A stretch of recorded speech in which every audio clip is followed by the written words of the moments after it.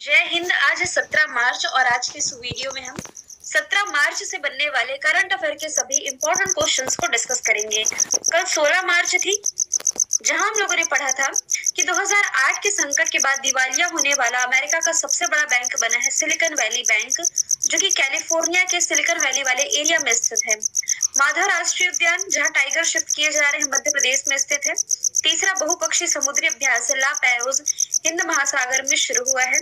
अभी हाल ही में समुद्र के नीचे कार्बन डाइऑक्साइड को स्टोर किया जाएगा और ये फैसिलिटी प्रोवाइड कराने वाला पहला देश बनने जा रहा है डेनमार्क। भारत में पहली बुलेट ट्रेन 2026 तक चलेगी जापान के सहयोग से। स्विस फर्म IQ एयर की रिपोर्ट के अनुसार भारत जो है दुनिया का 8वां सबसे अधिक प्रदूषित देश बना है। विश्व उपभोक्ता अधिकार दिवस 15 मार्च को मनाया जाता है। भारत ने अभी हाल ही में ऑस्ट्रेलिया को हरा करके बॉर्डर गावस्कर ट्रॉफी अपने नाम की। इलीगल माइग्रेशन बिल ब्रिटेन में लाया गया और हिंदुस्तान यूनिलीवर लिमिटेड के MD CEO रोहित जावा बने हैं। ठीक है, आप लोग मुझे टेलीग्राम पर जरूर फॉलो कर लें। शुरू कर लेते हैं आज का हमारा पहला सवाल। जो SCO है, संघाई कॉर्पोरेशन ऑर्गेनाइजेशन, इसके पर्यटन मंत्रियों की बैठक कहाँ आयोजित हुई है? तो ये भी हाल ही में वाराणसी, जो कि प्राइम मिनिस्टर नरेंद्र मोदी जी का निर्वाचन क्षेत्र है। यहाँ जो पहली लाइन है ना, इसे आप इम्पोर्टेंट मार्क करिए। मैं आपको कई बार बता चुकी हूँ कि SCO की पहली सांस्कृतिक और पर्यटन राजधानी के रूप में वाराणसी को अभी 6 महीने पहले ही नॉमिनेट किया गया था। इसी के लिए जो पर्यटन मंत्रियों की बैठक रही, यही आयोजित की गई है। SCO संघाई कॉर्पोरेशन ऑर्गेनाइजेशन, वैसे 1996 में इसकी स्थापना हुई थी, लेकिन जब इसमें उज्बेकिस्तान शामिल हुआ ना 2001 में, तब इसे SCO के नाम से जाना जाने लगा। बीजिंग चाइना में हेडक्वार्टर है। व्लादिमीर नोरोव इसके सेक्रेटरी जनरल और झांग में महासचिव हो जाएंगे। ठीक है, वाराणसी, यहीं पर प्राइम मिनिस्टर नरेंद्र मोदी जी का निर्वाचन क्षेत्र तो है ही।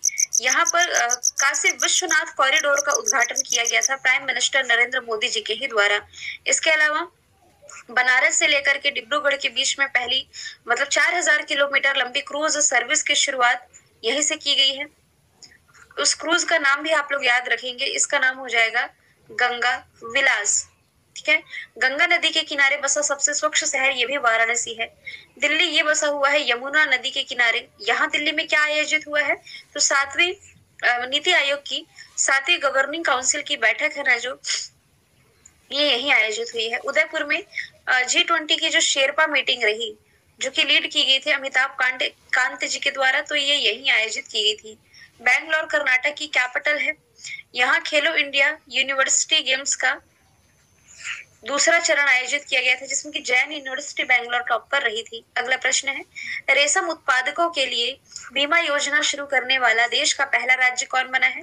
तो रेशम उत्पादन क्षेत्र से जितने भी लोग जुड़े हुए हैं, इन्हें अब इंश्योरेंस प्रोवाइड कराया जाएगा और इनके लिए बीमा योजना यानी कि इंश्योरेंस पॉलिसी लाने वाला जो पहला राज्य बन गया है उत्तराखंड। उत्तराखंड की राजधानी देहरादून, ग्रीष्मकालीन राजधानी गैरसैंण, मुख्यमंत्री पुष्कर सिंह धामी है।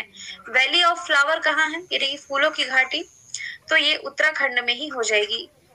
इसके अलावा इस बार जो गणतंत्र दिवस रहा, इसमें सर्वश्रेष्ठ झांकी उत्तराखंड की रही। रिसेंटली यहाँ पहला मदर मिल्क बैंक ओपन हुआ है और हाई कोर्ट यहाँ का जो था नैनीताल से हल्द्वानी शिफ्ट कर दिया गया है। ठीक है, यही आप जिम कॉर्बेट नेशनल पार्क पढ़ते हैं, जहां सबसे पहली बार प्रोजेक्ट टाइगर की शुरुआत की गई थी। बात की जा रही है देश के पहले राज्य की। बालिका पंचायत का गठन करने वाला पहला राज्य कौन सा है? Gujarat. Haryana new education policy को प्री प्राइमरी लेवल पर लागू करने वाला पहला राज्य है, जबकि वैसे हम बात करें प्री प्राइमरी है, वैसे यदि हम बात करें तो न्यू एजुकेशन पॉलिसी लागू करने वाला पहला राज्य कर्नाटक है। हरियाणा 2022 में दिसंबर में रिपोर्ट रिलीज की गई थी।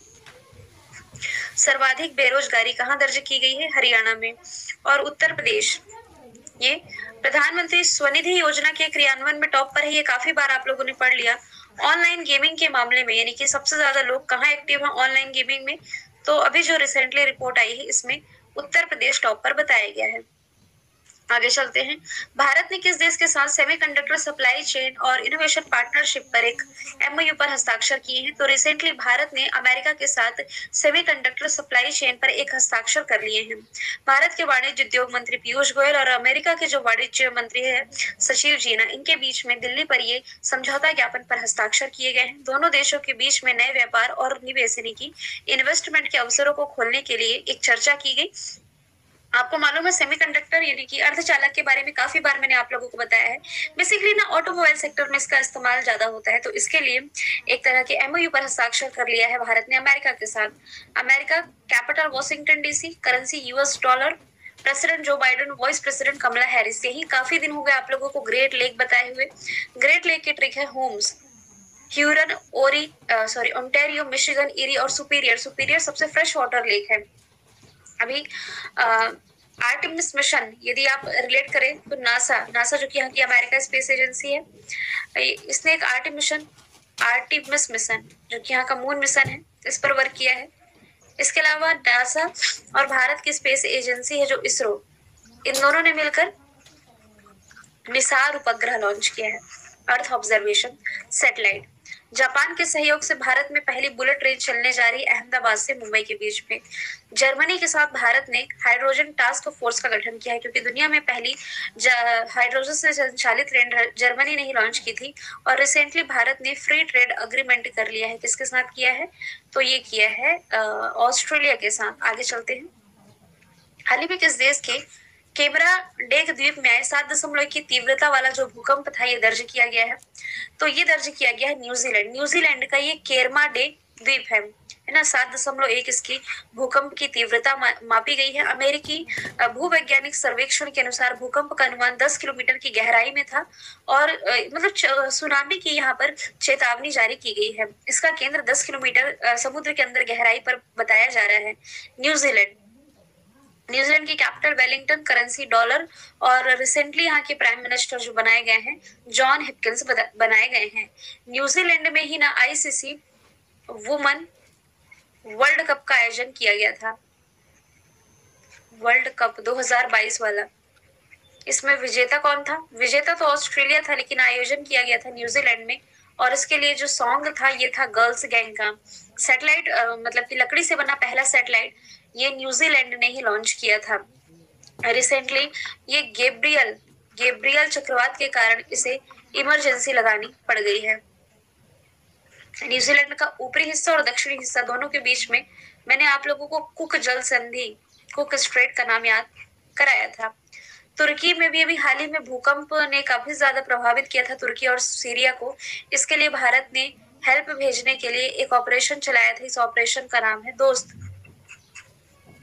मलावी, इसका भी क्वेश्चन मैंने रखा है, जहां अभी हाल ही में कुछ समस्या देखने को मिली। क्या समस्या है मलावी मोजाम्बिक में, आगे बताती हूँ।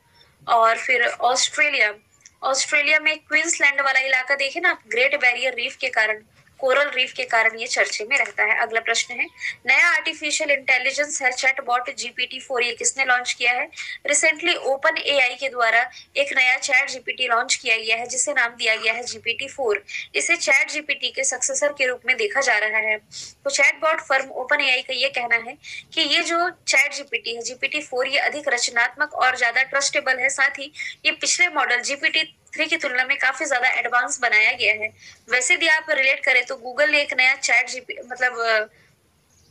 चैटबॉट लॉन्च किया था चैट जीपीटी के ऑप्शन के रूप में, गूगल बार्ड नाम था इसका। अमेज़न ये एप्पल को पीछे छोड़ते हुए दुनिया की मोस्ट वैल्यूएबल ब्रांड बना है। ट्विटर से यदि रिलेट करोगे तो ये $44 बिलियन में किसने खरीद लिया है ट्विटर को? एलन मस्क ने खरीद लिया है। एंडी जैसी ये अमेज़न के CEO हो जाएंगे। और यदि रिलेट करोगे तो देखिए सबसे बड़ा डेटा सेंटर दुनिया का ना ये गूगल का ही है। सबसे बड़ी ई-कॉमर्स कंपनी ये अमेज़न है। ट्विटर एक माइक्रो ब्लॉगिंग साइट आप कह सकते हैं। और ट्विटर तो भारत का ट्विटर किसे कहा जाता है? कू एप्लीकेशन को कहते हैं, KOO को। अब यदि AI चैटबॉट की मैं बात करूं तो भारत में कृषि क्षेत्र में भी पहला चैट GPT लॉन्च किया गया। इसका नाम क्या था? क्रुश आई। आगे चलते हैं। उस चक्रवात का नाम क्या है जिसने कि मालावी और मोजाम्बिक को प्रभावित किया है? तो वही मैं आप लोगों को बताना चाह रही थी इस प्रश्न से। देखिए, मालावी से फ्रेडी चक्रवात आप याद रखेंगे। फ्रेडी चक्रवात, मालावी साउथ अमेरिकी कंट्री, इसे अफ्रीका का स्विट्जरलैंड कहते हैं, ये भी मैंने आप लोगों को बताया था। यहाँ फ्रेडी चक्रवात के कारण काफी ज्यादा प्रभाव देखने को मिला है। मालावी, मोजाम्बिक आसपास आप देख सकते हैं अफ्रीका के मैप में। ये मतलब अफ्रीका का मैप है, यही कुछ ये मालावी और मौलावी के पास यहाँ मोजाम्बिक, यहीं पास मोजाम्बिक जलधारा आप लोग पढ़ते हैं। तो यहाँ से मात्र चक्रवात फ्रेडी आप याद रखेंगे। अभी जस्ट मैंने बताया न्यूजीलैंड का चक्रवात गैब्रियल, ताउते म्यांमार ने नामकरण किया था, पिछले साल ही चर्चे में था। गोनी, इसने फिलीपींस को प्रभावित किया था। तो ये सभी आप रिलेट कर सकते हैं। अगला प्रश्न है, भारत सिंगापुर जो अभ्यास है बोल्ड कुरुक्षेत्र कहाँ शुरू हुआ है? तो ये राजस्थान के जोधपुर में शुरू हुआ है। एक दिन का कवच प्रशिक्षण अभ्यास है जोधपुर सैन्य स्टेशन में। अभी ये 13 मार्च को खत्म भी हो चुका है और सिंगापुर सेना, भारतीय सेना दोनों इसमें पार्टिसिपेट करी। तो यदि मैं बात करूँ सिंगापुर की capital Singapore city, Singapore dollar यहाँ की करेंसी हो जाएगी। सिम्बेक्स एक्सरसाइज एक और है जो कि भारत और सिंगापुर के बीच आप रिलेट कर सकते हो। सिंगापुर में ही ना एप्पल के द्वारा पहला फ्लोटिंग रिटेल स्टोर ओपन किया गया था, हालांकि उस न्यूज को 2 साल हो चुके हैं। उत्तराखंड में भारत उज्बेकिस्तान के बीच में दस्तलिक अभ्यास का आयोजन हुआ। हैदराबाद में पहला नहीं, अभी जो रिसेंटली बायो एशिया समिट रहा यह आयोजित हुआ। मुंबई में रिसेंटली क्या संपन्न हुआ है? तो काला घोड़ा कला फेस्टिवल। आगे चलते हैं। फरवरी महीने के लिए player of the month men's category में हम देखें तो ये जीत लिया है हैरी ब्रुक ने। हैरी ब्रुक जो कि इंग्लैंड के युवा क्रिकेटर है, ये दूसरा मौका जब इन्होंने ये अवार्ड अपने नाम किया है। भारत के रविंद्र जडेजा और फिर वेस्ट इंडीज के स्पिनर गुडाकेश मोती को पीछे छोड़ते हुए। पिछले महीने का किसने जीता था? शुभमन गिल ने। शुभमन गिल ये वनडे क्रिकेट में सबसे तेज डबल सेंचुरी लगाने वाले सबसे युवा खिलाड़ी बन गया। सैम करन इंग्लैंड से बिलोंग करते हैं। आईपीएल के इतिहास के सबसे महंगे खिलाड़ी 18.5 में खरीदा पंजाब किंग्स ने। विराट कोहली भाई छाए हुए हैं, पूरी कृपा दिख रही नीम करोली बाबा की। तो इंस्टाग्राम पर एशिया में सबसे ज्यादा फॉलो किए जाने वाले व्यक्ति हैं। पूरे वर्ल्ड में क्रिस्टियानो रोनाल्डो है। लास्ट का प्रश्न मैंने रिवीजन पे रखा है। दुनिया का सबसे लंबा railway platform prime minister Narendra Modi ने उद्घाटन किया। कर्नाटक में 1507 मीटर लंबा ये रेलवे प्लेटफॉर्म है। 20 करोड़ रुपए की लागत से तैयार किया गया प्लेटफॉर्म नंबर 8 और ये श्री धीरधा स्वामी जी रेलवे स्टेशन कर्नाटक का है, यहाँ बनकर के तैयार हुआ। अभी तक कौन सा था? उत्तर प्रदेश का गोरखपुर। कर्नाटक के प्रमुख जो नेशनल पार्क है अंसी कुद्रेमुख नागरहोल बन्नरघट्टा, इसका नाम आप याद रखेंगे। भारत का सबसे बड़ा हेलीकॉप्टर मैन्युफैक्चरिंग यूनिट ये यही बनने जा रही, मतलब कि प्राइम मिनिस्टर नरेंद्र मोदी ने इसका उद्घाटन भी कर दिया है। ठीक है। और कर्नाटक का 31वां जिला विजयनगर से अलग, मतलब विजयनगर बना था बेल्लारी से अलग होकर के। बैंगलोर में ही इसरो का हेडक्वार्टर है और ये जो बैंगलोर है भारत का पहला इंटीग्रेटेड एसी रेलवे टर्मिनल है। केरल सबसे लंबा फ्लाईओवर केरल में बना। महाराष्ट्र में अंडर वाटर टनल बनने जा रही है। और एशिया का सबसे बड़ा आप कह सकते हैं एयरपोर्ट जो कि नोएडा में जेवर एयरपोर्ट के नाम से आप पढ़ेंगे, उत्तर प्रदेश में बनने जा रहा है। कल मैंने आप लोगों से पूछा था वन नेशन वन चालान लागू करने वाला पहला राज्य बना है गुजरात। आज का सवाल है 32वां व्यास सम्मान के लिए किसे चुना गया? आंसर आप लोग कमेंट बॉक्स में बताएंगे। जो भी फीडबैक है जरूर शेयर करें। Thank you so much.